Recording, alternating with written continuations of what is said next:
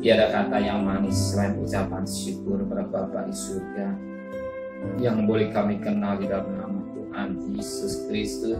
Patut kami berterima kasih kepada Engkau buat pemeliharaan yang Kau berikan dalam hidup kami, keluarga kami, dan kami boleh bangun dan tubuh yang sehat. Sebelum mengadakan aktivitas lain, kami mengadakan mesbah keluarga, mesbah pribadi, kami naikkan pujian penyembahan, kami naikkan doa syafaat, kami rindu juga untuk mendengarkan renungan firman-Mu.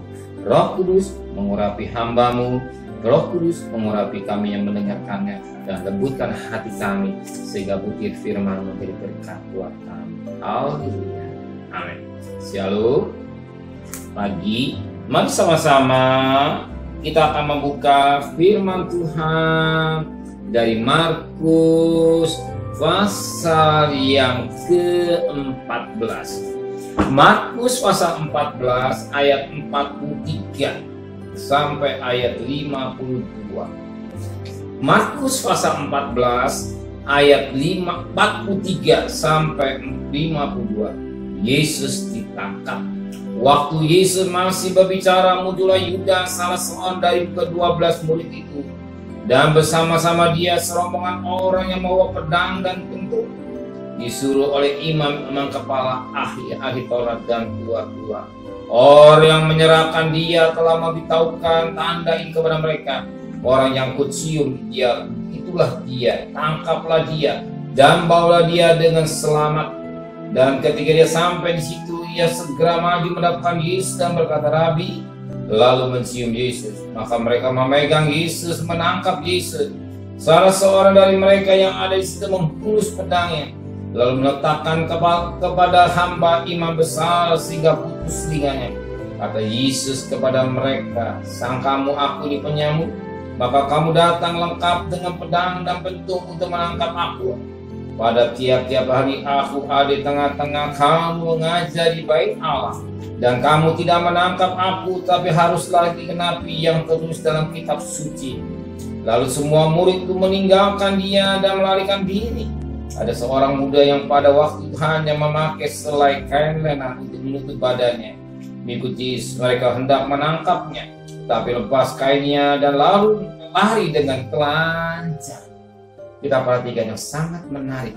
Ketika Yesus ditangkap, apa yang terjadi? Dikatakan pada ayat 50. Lalu semua murid itu meninggalkan Yesus dan melarikan diri. Ini bukti otentik. Tapi sebelum Yesus ditangkap, apa yang terjadi? Perhatikan ayat 31. Tetapi dengan lebih bersungguh-sungguh Petrus berkata, sekalipun aku harus mati bersama-sama engkau, aku tak akan menyangkal engkau. Semua yang lain berkata demikian. Inilah manusia. Ketika tidak ada masalah, dia berkata luar biasa.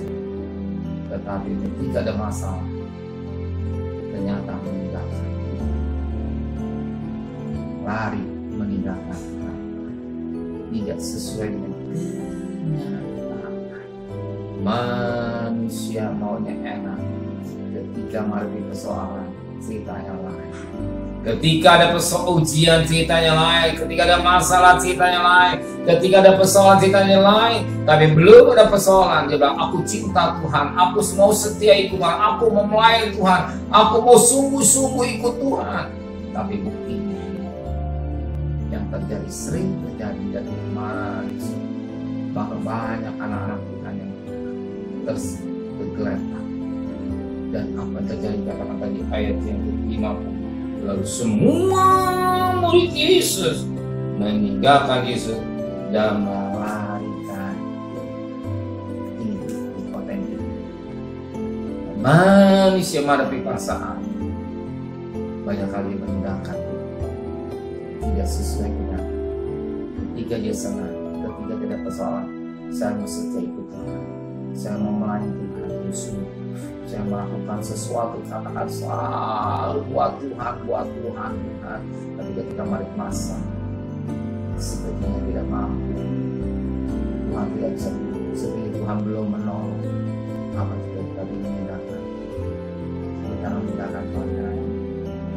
Jangan selalu tinggalkan Tuhan. Jangan tinggalkan Tuhan satu pekanan. Tetap setia sekalipun ditantang.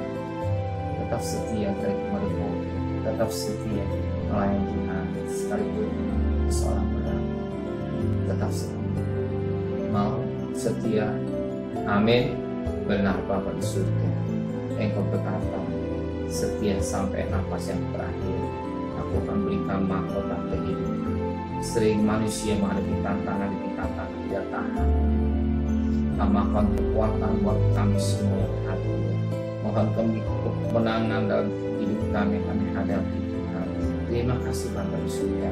Kembalikan kami besok pagi dan tubuh yang sehat dengan tidak kurang satu Bapa Tuhan.